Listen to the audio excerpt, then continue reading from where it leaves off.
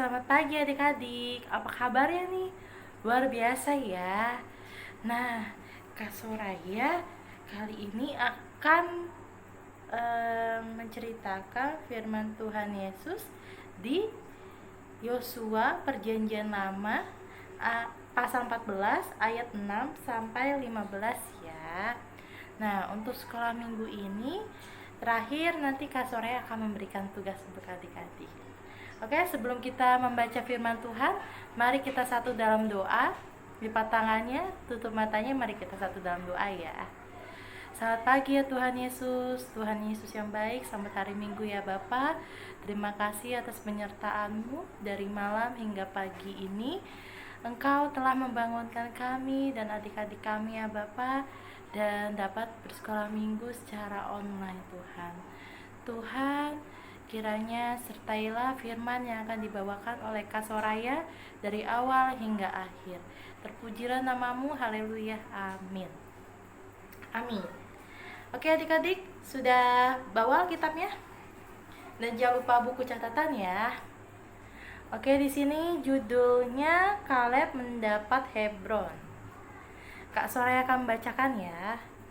Bani Yehuda datang menghadap Yosua di Gilgal. Pada waktu itu berkatalah Kaleb bin Yefune orang Kenas itu kepadanya, engkau tahu firman yang diucapkan Tuhan kepada Musa, abdi Allah itu, tentang aku dan tentang engkau di Kades Barnea. Aku berumur 40 tahun ketika aku disuruh Musa, hamba Tuhan itu, dari Kades Barnea untuk mengintai negeri ini, dan aku pula membawa kabar kepadanya yang sejujurnya. Sedang saudara-saudaraku yang bersama-sama pergi ke sana dengan aku membuat tawar hati bangsa itu, aku tetap mengikuti Tuhan Allahku dengan sepenuh hati. Pada waktu itu Musa bersumpah katanya, sesungguhnya tanah yang diinjak oleh kakimu itu akan menjadi milik pusakamu dan anak-anakmu sampai selama-lamanya. Sebab engkau tetap mengikuti Tuhan Allahku dengan sepenuh hati. Jadi sekarang sesungguhnya Tuhan telah memelihara hidupku seperti yang dijanjikannya. Kini sudah 45 tahun lamanya sejak diucapkan Tuhan firman itu kepada Musa.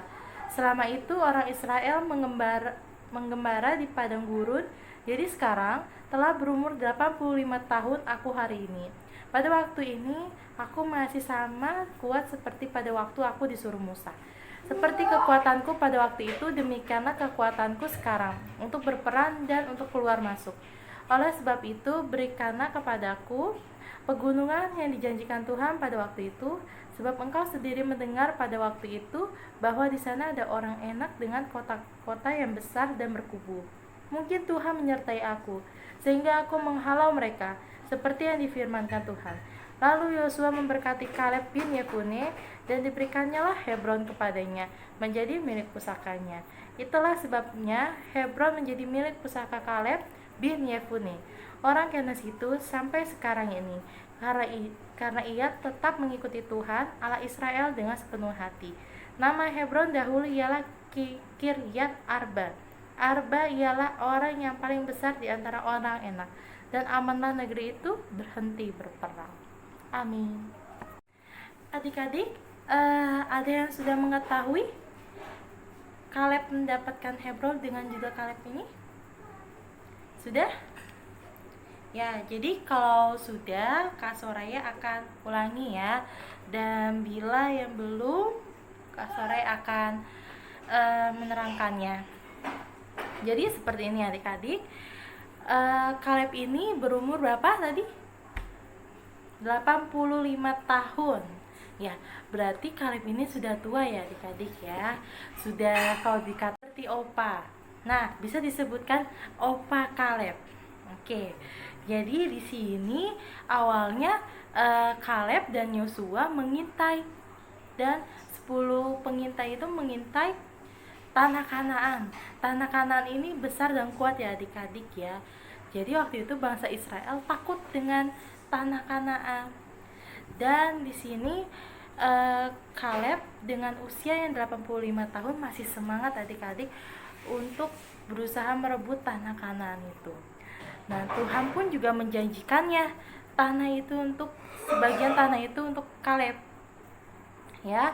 Jadi di sini tuh Tuhan juga menjanjikannya tanah Kaleb itu kepada tanah Kanan itu kepada Kaleb dan melalui Yosua. Dari situ Kaleb berhasil mendapatkan tanah Kanaan.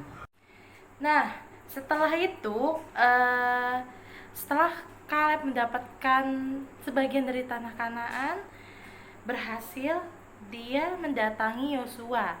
Yosua ini adalah pemimpin Israel.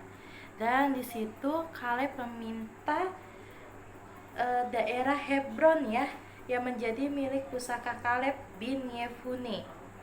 Nah, dari sinilah Kaleb mendapatkan daerah Hebron. Dahulu ialah Kiryat Arba.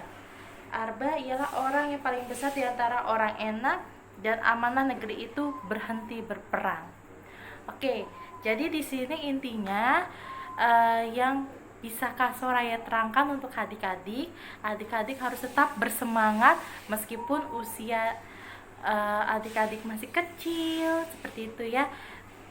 Adik-adik tetap bersemangat, dan di sini bila adik-adik pun juga diajarkan untuk tidak sombong ya.